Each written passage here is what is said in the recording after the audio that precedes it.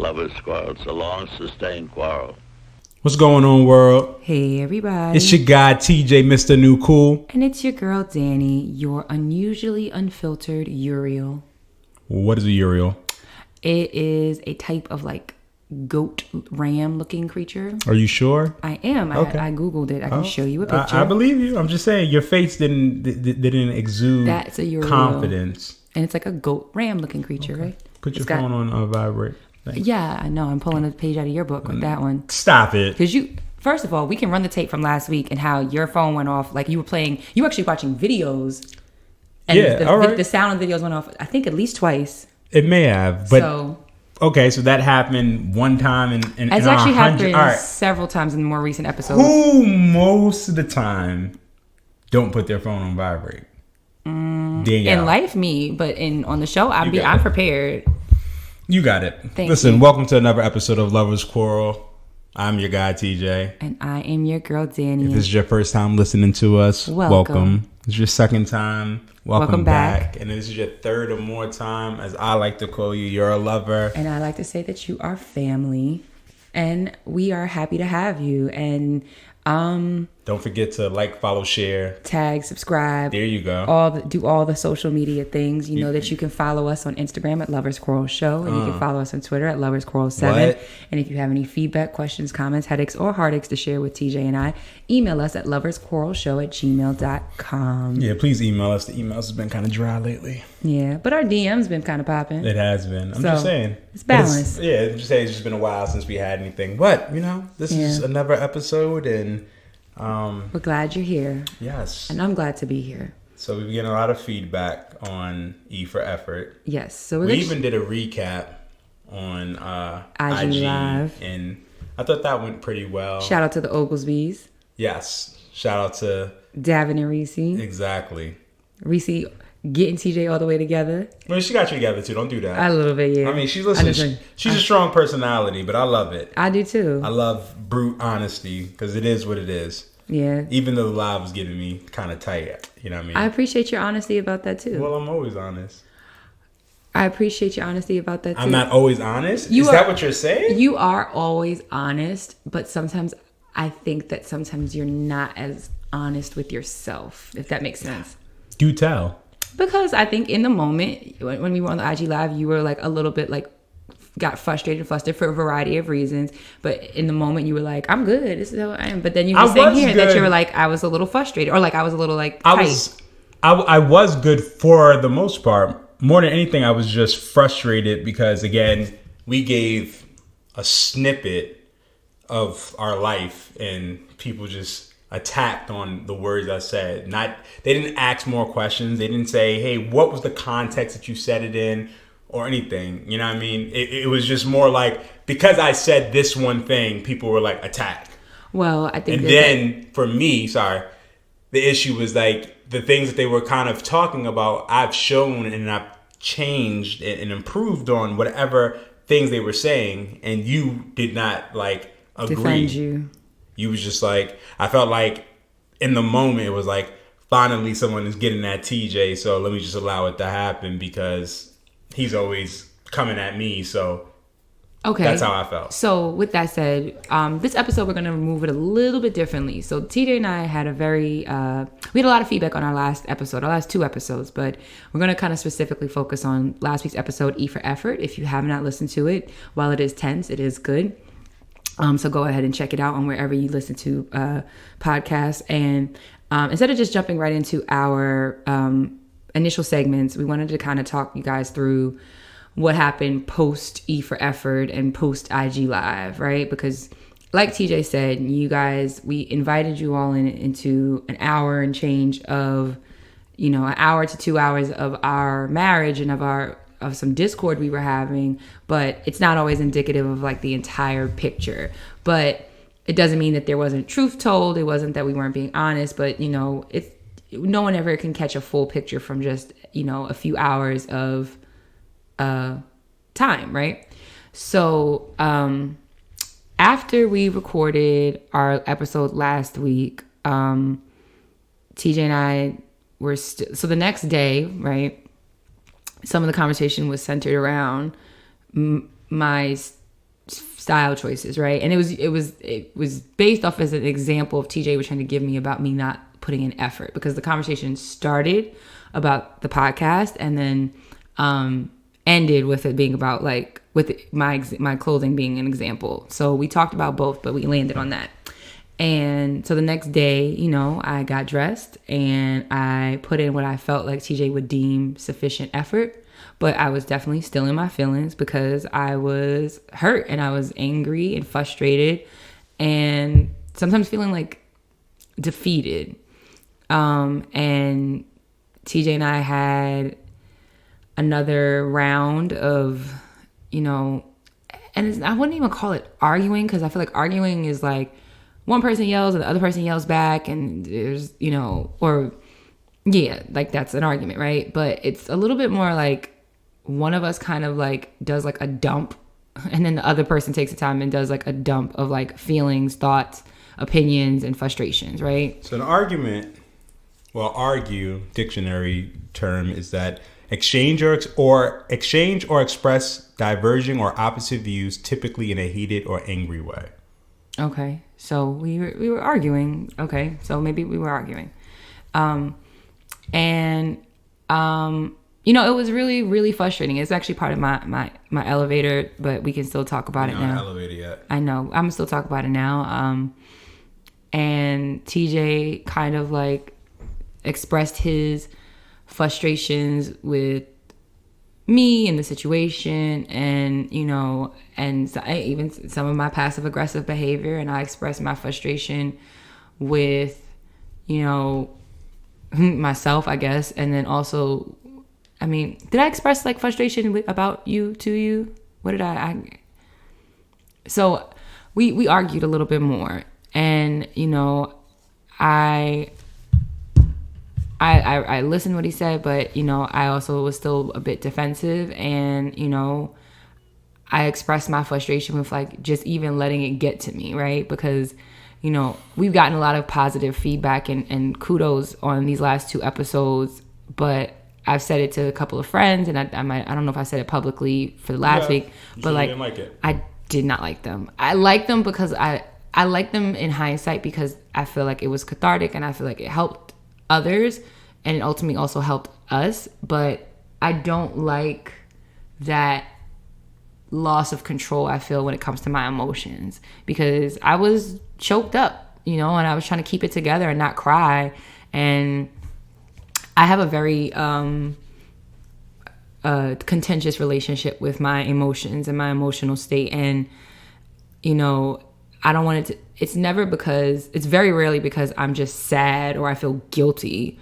It's because I'm angry or I'm frustrated or sometimes maybe I feel defeated. And so, you know, that's the part about it. But, you know, when you see a lot of times when we see people get emotional during arguments or during heated debates or exchanges, there's an association with it being, you know, a form of weakness, or that this other person has gotten the better, you know, the upper hand and the best of you. And that's not usually the case. And it's really hard. And then I get emotional because I got emotional. And then, you know, it's a very frustrating cycle to participate in. And even when I'm trying not to, sometimes it gets the best of me, especially when things get heated. And, you know, yeah. So saying that all to say, that was, you know, it was another emotional dump. And then we started to kind of come back together.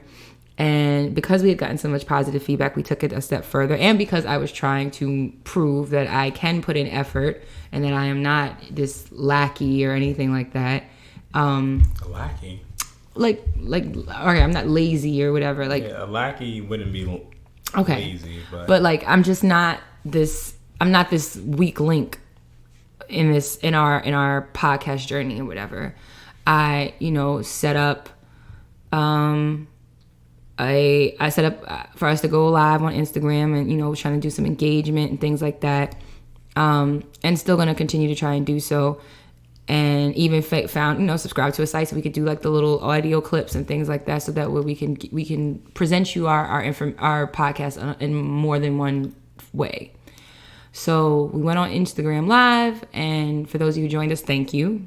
And then we that's when I think this is where like TJ came in, which is like we were rehashing the episode and people were kind of like making jokes and listening, and then Reese and Davin joined us, and Reese was like, chiming in and calling us to the carpet on different things, and TJ was defending himself, and I guess, yeah, let me tell you, it was about 75 people just coming at me, just attacking me. How did it make you feel?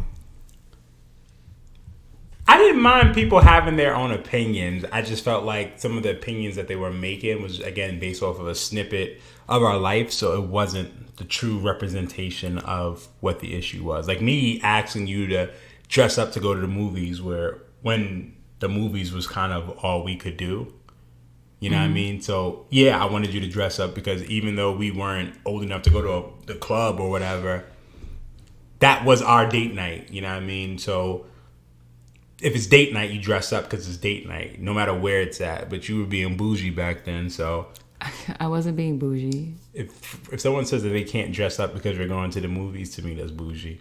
It don't matter where we're going. I think it's a matter of how you look at it, but okay. I will say that's how I looked at it. Do you? Well, can I offer to you then though too? Like, we select what we talk about on the show and what we talked about on the live, and then we also we have a say in the words that we choose and the way that we present the information. So it on one hand, like, yeah, this is what, people are getting a snippet. They're getting like a snippet of our lives and our relationship, but it's also like what we've chosen to offer up to folks. So therefore we have to be receptive to whatever that feedback is, because this is like, it wasn't like somebody came, putting a glass to the wall of our home and listening in on our conversations. It was just like, this is what we chose to present. So therefore, I agree with you. No, you asked how I felt, and I just explained that. So that's my only thing. My only thing is that if they asked more questions or asked whatever and got a full picture, I think they would have seen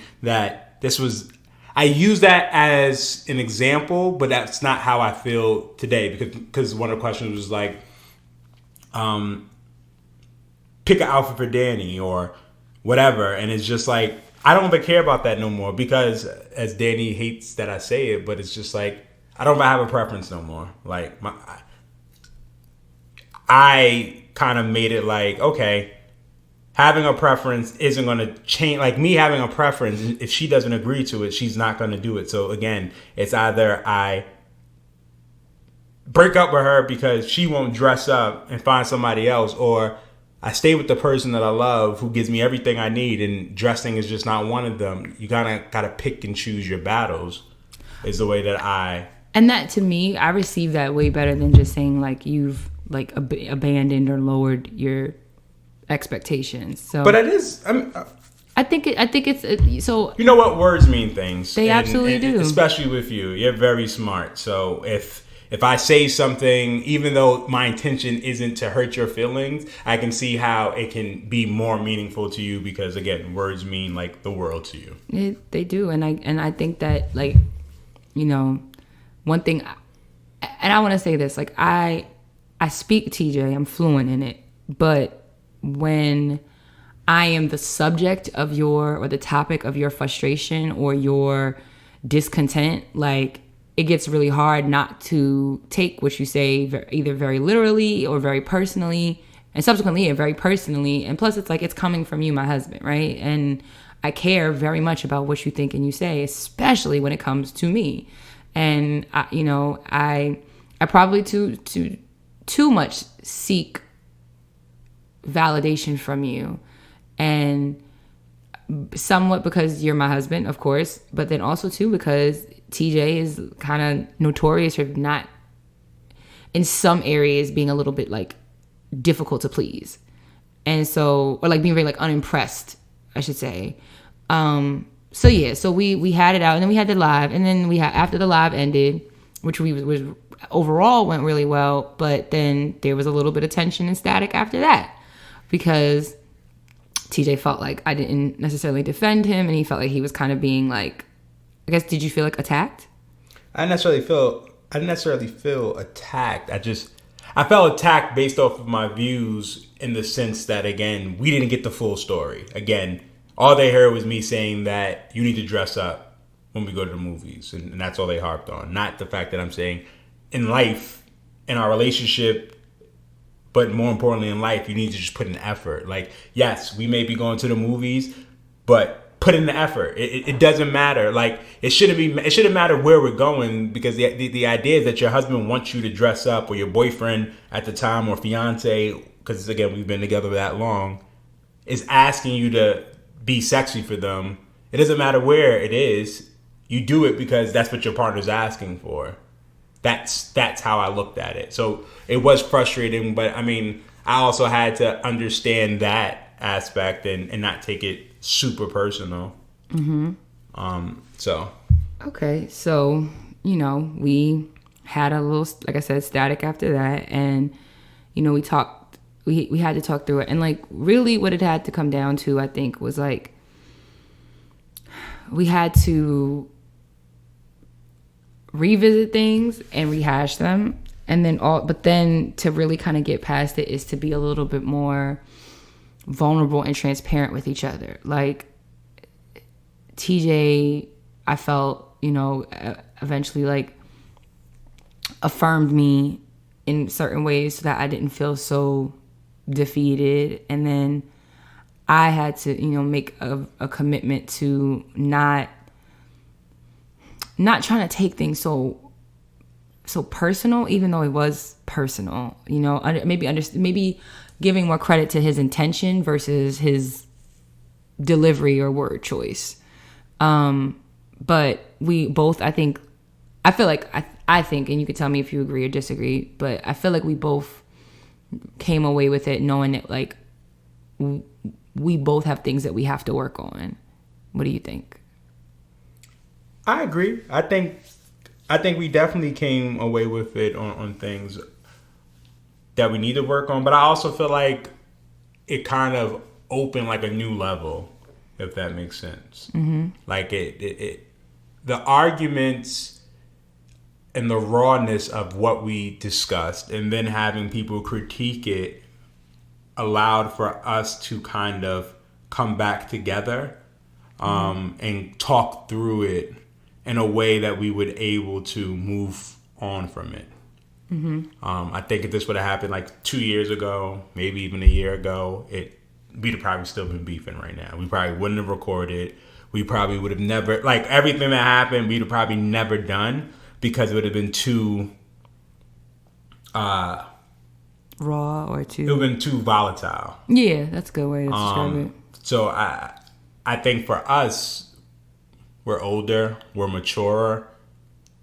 You're going to therapy. Not saying that you're the problem, but because you go to therapy, you have a different scope on how you look at things. Mm-hmm.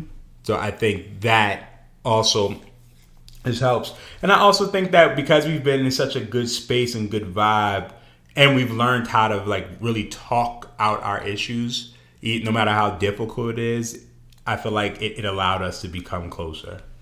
Yeah, I think so, and I think I think that that's true, and I also think that the other truth is that we still have a lot of room to grow and do better by ourselves and do better by each other. One thing I'm learning is like, one thing I kind of learned in therapy. I had my session Friday, was this.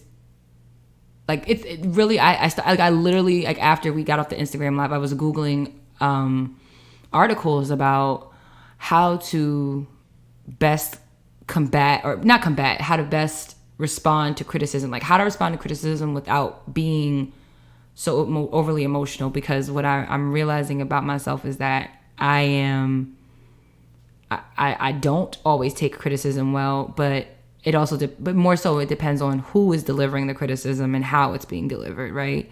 And I am still learning and still processing that. And the one thing that when I was talking in therapy was like, Dani sometimes will not give critical feedback or criticism of others, even though it might be there, it might be something worth bringing up, because I might be giving the person the benefit of the doubt. I might not really be up for going back and forth with the person, whatever the reason may be.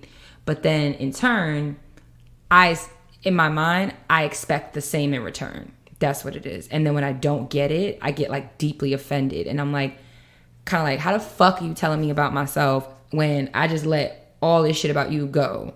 And then what happens next is especially when it comes to TJ, is like, we aren't in that agreement. That's an agreement I've kind of come up in my head. And then when he doesn't subscribe to that and he gives me critical feedback and, you know, I'm upset about it, then I'm like, well, okay, well, if this is what we're doing, then here's A, B, C, and D about the things I don't like that you did. But then he doesn't receive it because he feels like I'm only doing it in response to what he has said to me.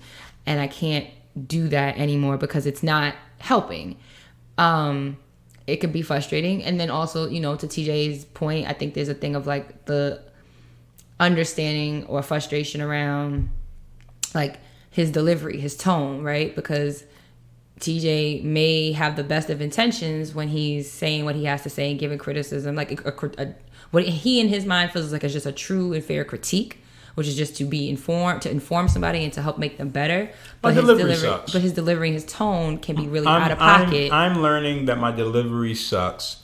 I don't think I'll ever be able to fix my tone. My tone is just my tone. Like when I was on the live, people were like, "Why is he so loud?" That's just who I am. Yelling, like, yeah. But I wasn't even yelling. That's what I'm saying. Like, well, I think to you weren't yelling. Yeah. Like you're not yelling for you, but you're loud. I'm just loud. Okay. Like even as we're recording, when I begin to speak, my mic is going all the way up because that's just who I am. So that's going to be harder for me. But my delivery can be better because again, sometimes I'm thinking one thing, and when it comes out totally different than how I meant it or how I was saying. Like, oh, me saying this can't offend you. And then you say it to somebody else and they're like, nah, that offended me. And it's like, oh, okay. So, yeah. And that's the part that sometimes gets difficult. Like, so, you know, that's where some of that like defeated feeling comes in because it's kind of like, sometimes it's like a damned if I do, damned if I don't, because, you know, or in the very least, not even that. Or in the sense that, like, when we do have these spaces and stuff like that, like, it gets harder to receive whatever criticism you might have. So, like, I'm already somebody who takes criticism really personally. And then on top of that, if the criticism I'm receiving is coming from somebody whose opinion I value greatly, and the criticism is poorly delivered sometimes, it really is like a recipe for disaster on both of our parts, right? It's going to be really hard to move past that.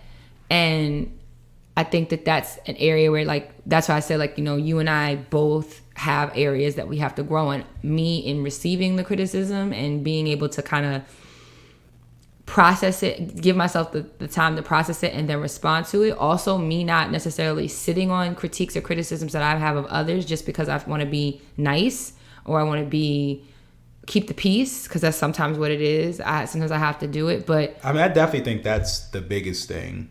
At least that's the biggest thing that I took from it. I feel like that's the biggest thing for me. And I think the biggest thing for you is tone and delivery. No, well, yeah. Again, I don't know if tone will ever be fixed.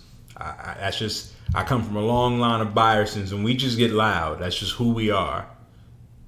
And you can attest to that because you've seen my family. You've seen my family, my personal family, like my close family. You've seen my distant cousins. You've seen the Byersons, and we're just loud. This is true, and I accept that for who you are. But that's why there's a but. But, you know, that is you, and that is your family. That is part of your nature. It's part of my DNA.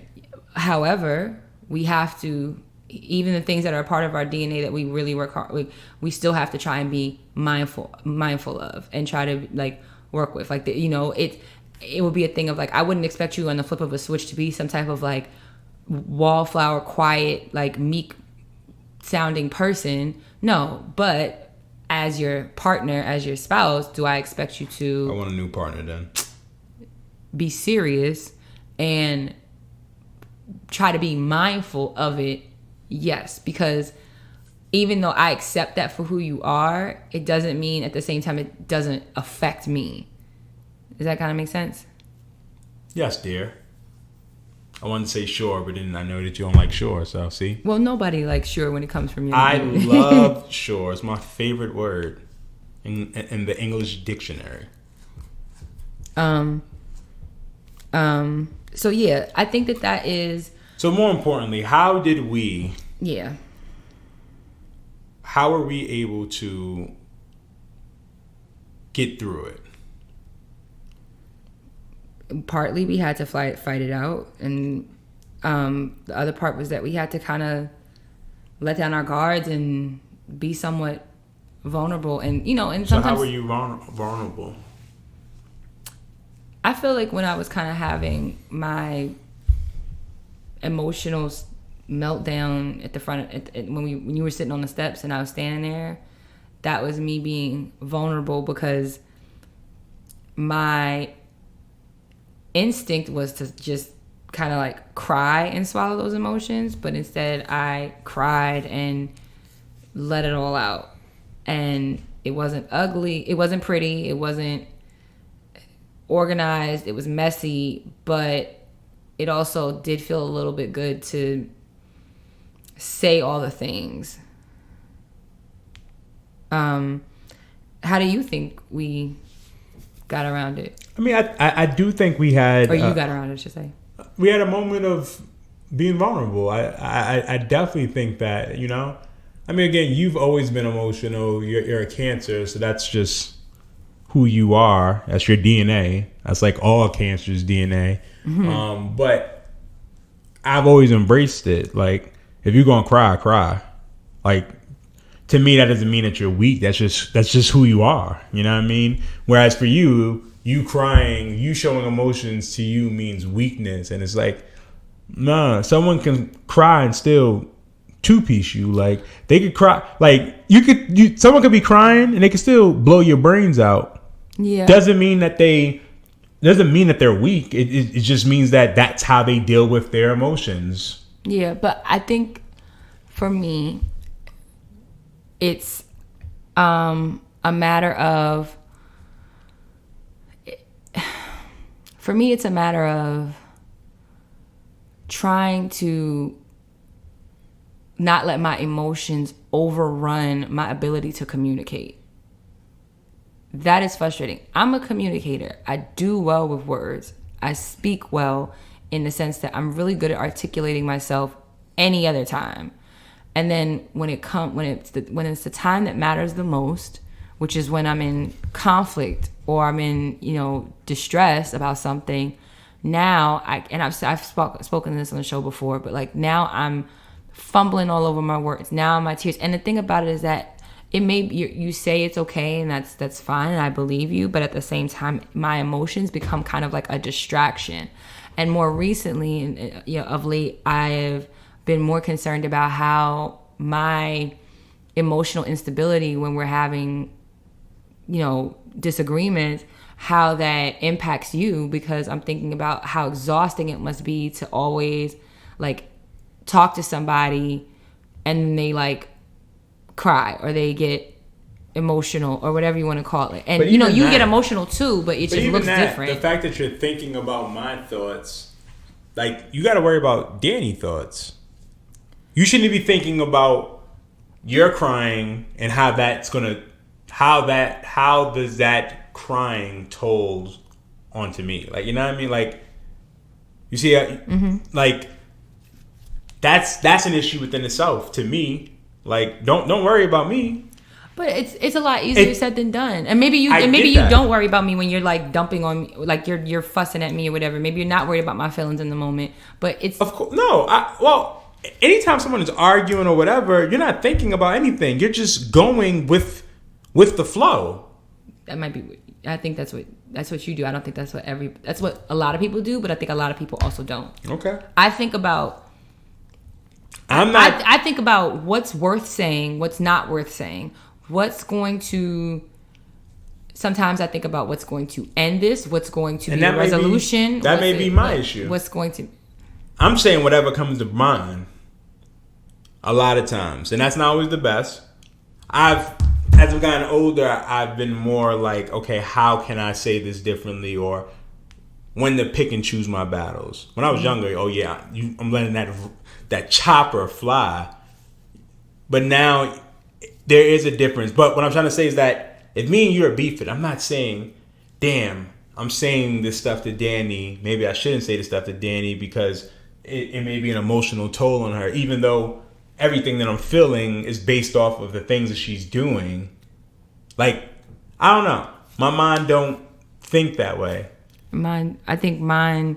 Like, I'll think about you after the fact. I think about a lot of times. But in the middle of it, no. I'm thinking about getting my point across, talking about whatever the issue is. Like, let's put it all out there so that way we can move on. And I think that may be it for me, right? Because I'm like, let's get it off so that way I can move on. And sometimes, and for me, sometimes it's, I got time, I'm with the shits, we're going to go back and forth. Sometimes it's, I'm just going to let him say what he has to say, and whether or not I agree or disagree with it, I'm just going to take it because I don't have it in me to argue with him right now. Sometimes it's, sometimes it's just also too, it's just like, this isn't a winning battle, or we're not going to go anywhere from this, so I'm just going to, be quiet. But that methodology hasn't obviously been working for me because there are obviously still things that I think and that I haven't given you the ability to address or correct because I'm not sharing them with you. But then sometimes it's like, do I want to necessarily run the risk of having to hear your mouth?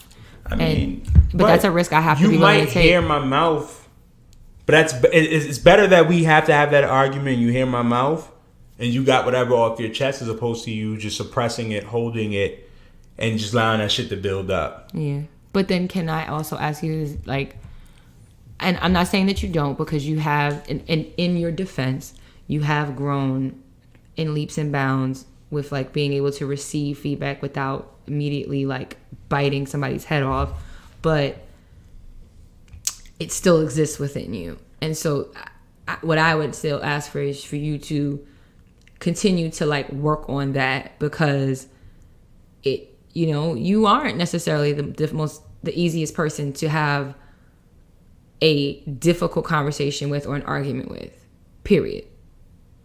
Talking about me, talking about pretty much anyone who knows and loves you might attest to the fact that like you're not necessarily the easiest person to have like a disagreement with, because you are, when you're with the shits, you're really with the shits and you're good at arguing. And everybody is not good at arguing.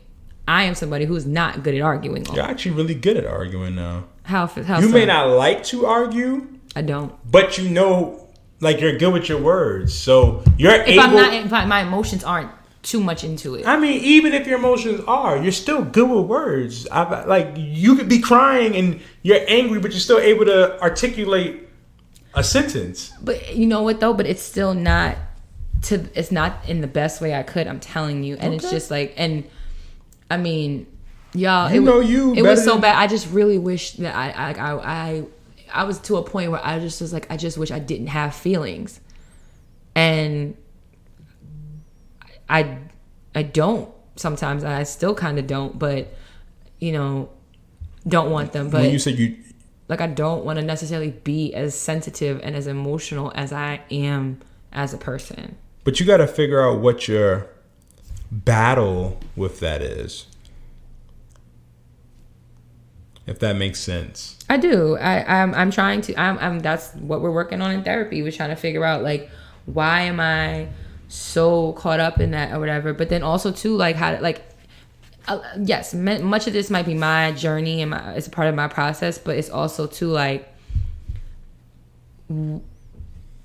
where and how can like we both have to be actively, working on things on ourselves to be better versions of ourselves for each other and for ourselves most importantly. And I'm willing to stay here, to stay on record like my people pleasing ways, my need to make others comfortable, even maybe arguably a little bit of martyrdom, right? Throw that in the mix. My need to be like this like self-sacrificing person has bit me in the ass and blown up in my face more times than I care to say. And then it's not fair. It wasn't fair for me to have that expectation of you. Like, I need you to be like, to spare my feelings, whether or not I'm right or wrong, because I spare your feelings a lot. What I think in my mind, I'm sparing your feelings, and whether or not I think you're right or wrong. And then, you know, ultimately what ends up happening is like, you continue to do the things or say the things that I don't like because I've spared your feelings on them, and I'm not speaking on them until you bring up something to me, and then I go back and forth. So it paints a picture that isn't accurate of the things that I'm seeing and feeling. So that's what I have to work on. And then I feel like on your end of it, like, is you working on word choice and tone and delivery, and, you know, maybe, you know, we need to take a page from each other's books, where it's like, you technically tend to not have a problem speaking on any and everything that makes you concerns you, gives you discomfort, puts you at unease, makes you angry, whatever. You're going to talk about it, and I don't talk about it enough. And I think we need to sometimes like borrow that way we act from each other. That makes sense. Because, you know, I think you and I can be exhausting to the other person, just in different ways. Definitely. I mean, but we're around each other. We grew up with each other. We know each other. We know what things annoys us, or, you know what I mean? So it's easier to be annoyed by things or upset or frustrated. Mm-hmm. But I do agree with what you're saying. And I feel like I've tried. Like, there's some things that I used to like complain about or nitpick about, and I just haven't said anything. You haven't. Like, let me try the different things. So, do you feel like I guess, do you think that there are areas that I've gotten better in? Of course. And I mean, honestly, I think it's like some things you were already just doing. I just was in my own head, so I couldn't see what you were doing. Like, you were doing this already, and I was taking that for granted. So because I was taking it for granted, I couldn't even see that you were doing this type situation. So, and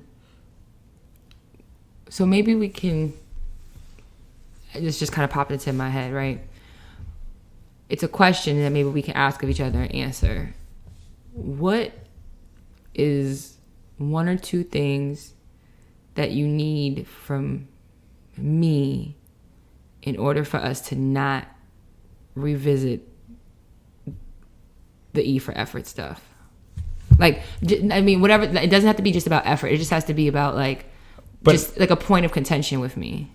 What do you mean? What do you mean a point of contention? Like an area that you feel like I'm problematic in. So like, what's one or two things I can do? I mean, to work on. I would say be mindful of. I'm trying to think, because the E for effort makes sense. Like, give effort. Like, do things your best always. Like, it shouldn't be like, I'm not going to do my best because this is practice, or I'm not going to do my best because it's not serious. Like, you never know who's watching. You never know what the situation may be. So you should always do your best regardless. Mm-hmm. Like, you know, you shouldn't be mediocre just because you can be mediocre. Like, if you can knock this shit out the park, knock it out the park. Mm-hmm. That's how I feel. It's easy to not put in the effort. It's easy not to take the extra step. Mm-hmm. And it's harder to have to be mindful and have to say, all right, I'm going to put effort into this. You know, this is something easy or something I've knocked out before, but nah, fuck this. I'm still going to take it serious. I'm going to challenge myself. Okay. And then would like me to give you my response? I thought that was... Yeah, I just was sorry. So I think what I would like for you to do in order for us to kind of be better for each other is I I think maybe be a little bit more fluent in Dani as I am in TJ, because you understand my language and you know me. But I think when it gets to like sometimes of the nuances or of certain situations, not that you don't know what's going on, but that because it's causing a problem or static between us, you kind of don't factor it in when you're thinking about how and what you're saying. And I think that like it's a little bit more like being a little bit more like considerate or I guess maybe mindful. Like mindfulness, I think maybe is the word that we can both use, but it just applies to us in different ways. And just being a little bit more mindful of what you're saying and how you're saying it. And, is like, and I guess we both have to sometimes ask ourselves the question, do I want what I'm saying to be well received, or do I want what I'm saying to be a jab or direct or do I want to say it in the way that makes me feel best as I'm saying it? Does that make sense? Kind of. So like my thing is, I guess the thing I would say is, before you get ready to give me a piece of criticism, right? Or just something in general, like something, and let's be fair. Let's say you're telling me, because there's times when people say things and you don't realize that that's going to be upsetting to them. But let's say that there's something you want to bring to me that is going to ruffle my feathers, right? And it's frustrating you. Make sure you're asking yourself the question: am I saying this to Dani or to anyone? Am I communicating this in a way that this person has a fighting chance to receive that feedback well? Or am I just saying it in the manner in which I feel most comfortable delivering it? Because sometimes the manner in which we're most comfortable delivering criticism in and the way in which a person is likely to receive it can be one and the same, and sometimes they can be really different. And I think I also need to do that with myself as well, because sometimes it's fun. It's like sometimes I prefer like flowery and nuanced language, and you prefer more directness. And then that's why you get frustrated with me when I'm like talking in circles sometimes to get to the point, and then I get frustrated with you when I feel like you're like painfully direct and it hurts my feelings. So it's almost like we gotta like make sure that when we're thinking about what we have to say, how are we trying to communicate it? Are we trying to communicate it to give a person feedback and get a positive response? And not just saying that person can takes it well, but that they're more inclined to absorb it and change it. Or am I going to say it in the way that I feel the most comfortable saying it, which might take, because for you, it might take you 5 more minutes before you come to me to construct a response that might be better received by me. And for me, it might mean me not living in my head so much before I even begin to formulate a sentence to you, because then by doing all of that, I get muddled, and then you don't understand the point I'm trying to make, and then we're both frustrated. I hope that all made sense. I know I was talking a lot, but I think that I was kind of onto something there. How do you feel? I feel good. I feel like and I hope this was helpful, y'all. I hope that this was a good recap and revisit of like, it was like how we unpacking. get there. Yeah. I think and what I will say is this too, is like, one thing that I am going to look into, to put in effort, no pun intended, right, is some suggestion that my therapist gave, which is for us to also start couples therapy. And because the issues that are mine alone. There are some issues that are mine and mine alone, and there are some issues that are mine but also impact TJ, also impact my marriage, also impact our household, which includes Tatum. So, and the same applies for TJ. There are TJ's issues that are his and his alone, and there are TJ's issues that are his but also impact the other people in this house. And so the same way how I'm working through my own personal shit, whether or not it impacts just me or others in my life, in the same way how we have to kind of address those things that affect others, particularly in our marriage. And you know, you guys, anyone who listens to this show knows that I sing therapy's praises to the mountaintops. But, you know, I see so much going on in at least the social media atmosphere and climate of like failed relationships and people airing dirty laundry and frustration and, you know, lack of trust and, you know, game playing and or dealing with toxic traits. And so I advocate for couples therapy, and I'm going to look into it for us, because if people were actually talking to somebody else and not sharing that shit online, things would probably be exponentially better for themselves. Everything is not meant for everyone to know. There are things about us, even though we're on this podcast every week, that you will never know about TJ and I, because it's ultimately not everything isn't everyone's business. And we are working through things on mic and to hopefully have our experiences help others, and it also simultaneously helps ourselves, but ultimately it's still work. And when these microphones are off and the episode is uploaded, TJ and I have to go to bed with each other. We have to wake up with each other. We have to parent with each other. We have to keep up a household together.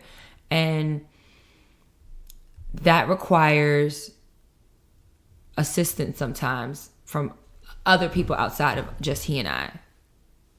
And that's why I'm gonna, you know, look into that, and so that way you and I can figure out the ways to be best for each other or do better for each other.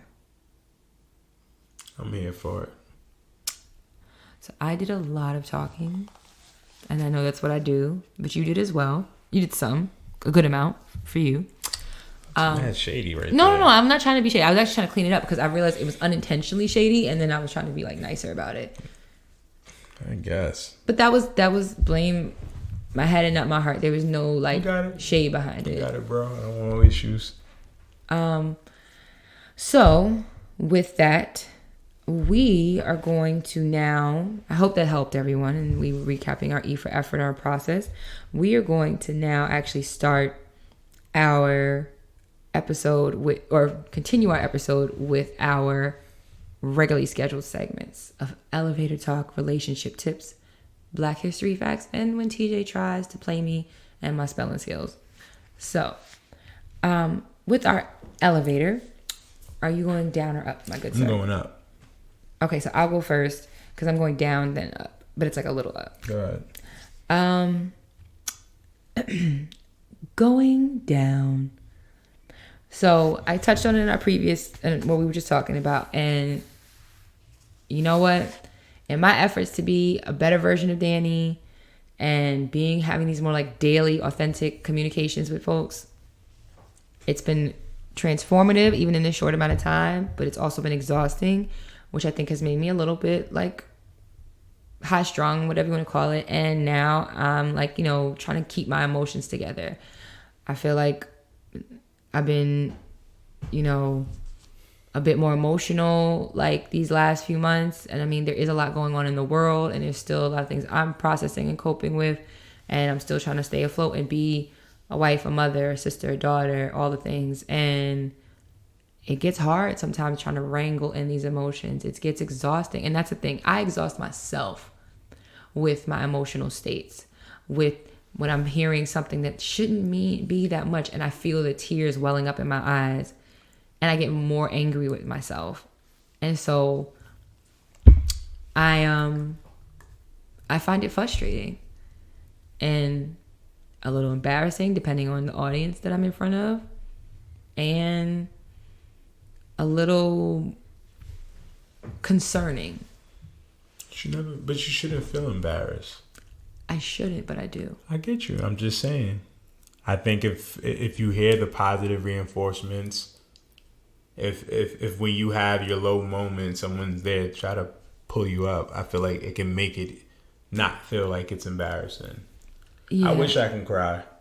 I gotta be like really, really, really, stressed really out, sad or stressed out to cry. I wish I can just allow my emotions to just come out because I'm that angry, and it just comes out.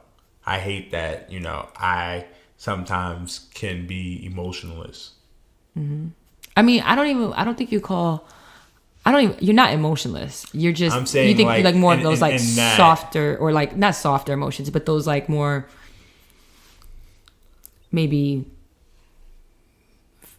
physical displays of emotion, or because I mean you have the emotions, you have the range, trust me, but it's just like tears is usually not. Yeah, but for me, tears is like the release. It's like you feel better after you cry. Yeah, it's like you're letting it out. I've had those too, but that's the thing. And what I'll say to you is, and I've said this to you before, as it is pertains to you and I, and the relationship that we have with my tears and emotions, is like, you do say if you cry, you cry. It's okay, Danielle. It's okay, Dani. Like, who cares? This, that, and the other. But I've also expressed to you that when I have gotten emotional sometimes, and if you aren't clear on why I am upset, like, you don't always look at me like with concern, like, what's wrong, Dani? Like, why are you crying? It's more like, what are you crying for? And like, you see how there's like the difference between those two phrases. Mm-hmm. And so sometimes I get the latter, and that means like your words and your actions aren't lining up when it comes to that topic. So as much as you tell me that, it sometimes becomes a little difficult to believe it because of those moments. But that was my down. I'm working on it. I'm a work in progress, y'all. But I'm also going up. And this weekend we got to take holiday photos. So I think they came out really nice. I'm really excited to see some of the finished products.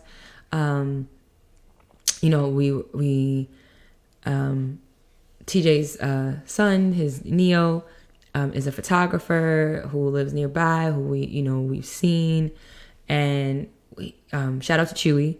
And he, offered to come and do this for me. I asked him kind of on a whim, just to see if it would come through. And I've never been one to like do photo shoots or, take a bunch of pictures and stuff like that. But I thought that this could be like a cool way to commemorate our first year in our house, our first holidays in our house. And, we posted a couple of snippets online, and, I thought we looked really good together. Tatum was in love with her first dress. And yeah, like, it was a little stressful at some points, but it was well worth it. And with that, I yield.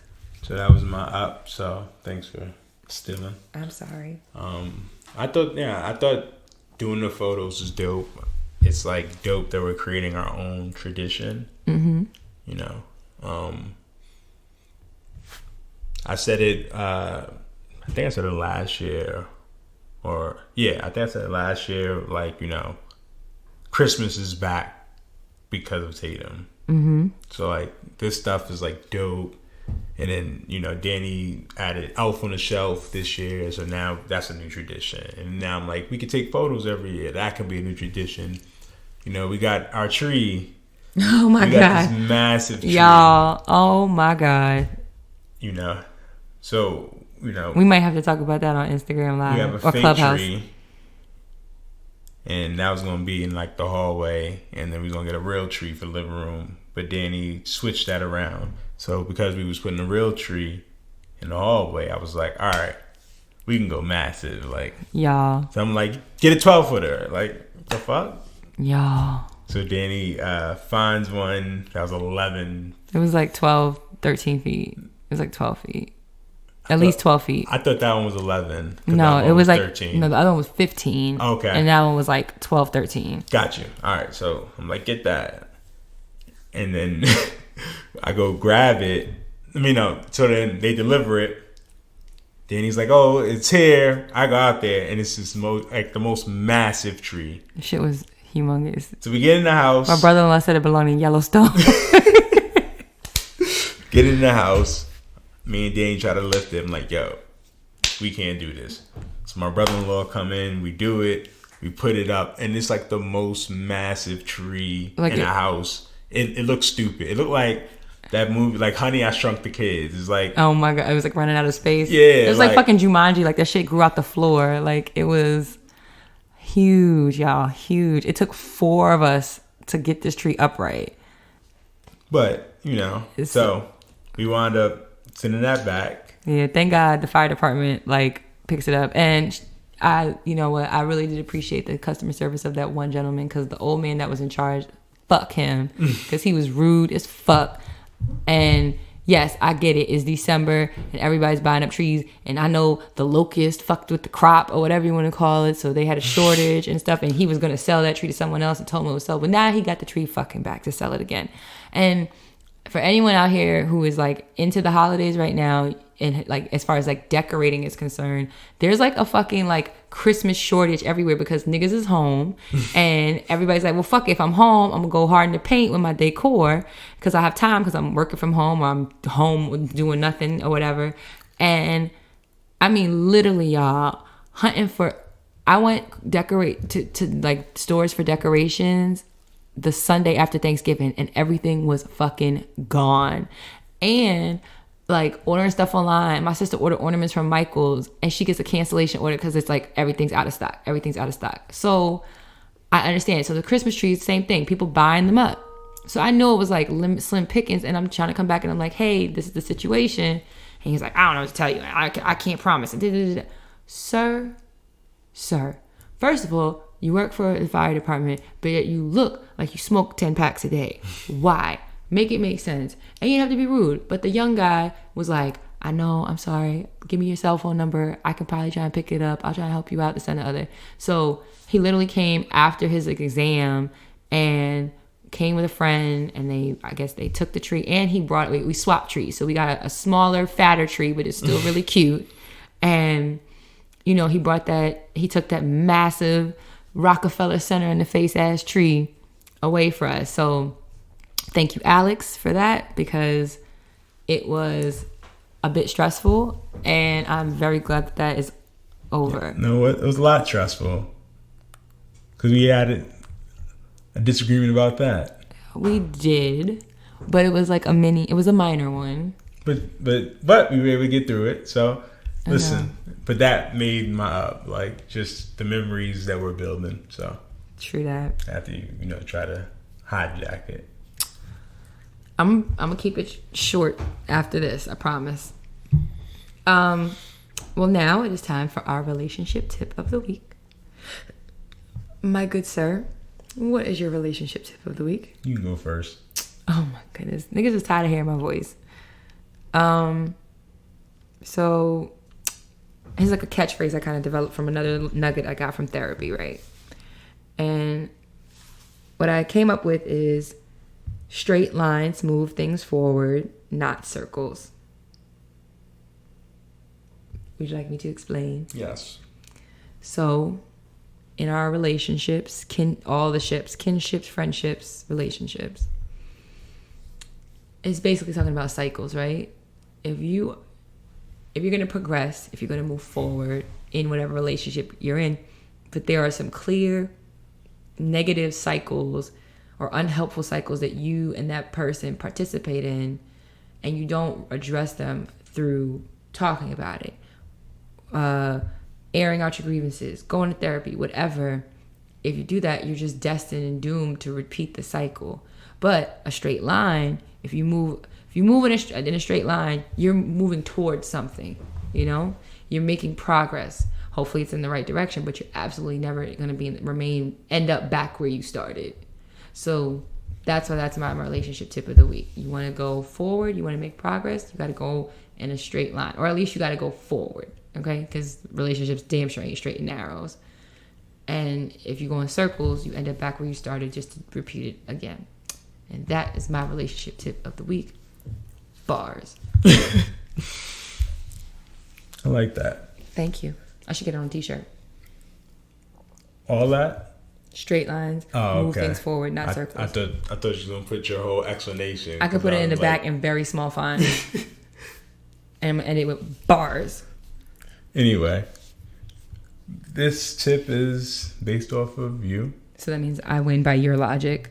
Sure, why not? Mm-hmm. Become an expert on your partner. Okay.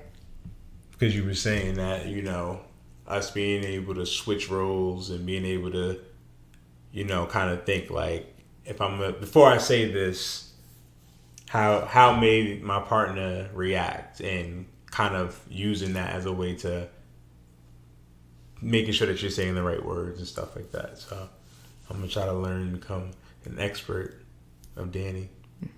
Oh, thank you. From a scale of 1 to 10, what level expert do you think you are on me now? 1 to 10. 15 for real, Wow. Nah, 1 to 10. I could do like that TV show. That's so degrading. I'm not gonna put a number on. I'd probably say 6. 6? I would say you are like an 8. And so, conversely, I would say I am a level 9 on you. What do you think? I would have said a 10, but I feel like this is always, 9. I said 9 because people can change. People change over time, and so there's always something new to learn. Would you agree? I do. Okay, so yeah, I just think that ultimately being an expert in your partner is sometimes how you move things forward, and working on yourself to be the best version of yourself is moving things forward. I think we're gonna stop right there. We've been talking for a bit over an hour, and I know we didn't touch on a few of our segments, but I think that we gave you the real heart of this episode and the things that you come back week after week to listen to and to get from us. So I think this is still an okay place to stop, and and have done this E for Effort Revisited episode. With that said, I did want to introduce and promote and pitch to you guys that being that our Instagram Live went a lot better than we could have even anticipated last week, TJ and I want to kind of have like a little standing appointment with you guys on Instagram Live, just to rehash whatever's going on in the episode, or any things that is going on in the world, or what thoughts or questions you might have for us. And that's going to happen on Tuesdays at 7:30. Again, Tuesdays at 7:30. You can find us on the Instagram Live, going live on Instagram, through our Lovers Quarrel show page, and join us and talk to us and chop it up with us, and we'll see how things go, and we're going to gauge how this goes. But as always, this has been another episode of Lovers Quarrel. You know that you can find us, of course, on Instagram at Lovers Quarrel Show. You can find us on Twitter at Lovers Quarrel 7. And again, you can email us your questions, comments, headaches, and heartaches at loversquarrelshow@gmail.com. We hope to see you when you're hearing this, it's tomorrow. So tomorrow, Tuesday at 7:30 on Instagram Live, to join us and rehash the episode. But with that said, as always, I am your girl, Dani. And I'm your guy, TJ. And you know that we fuss. We fight, but we love. Bye. Say bye-bye. Bye-bye.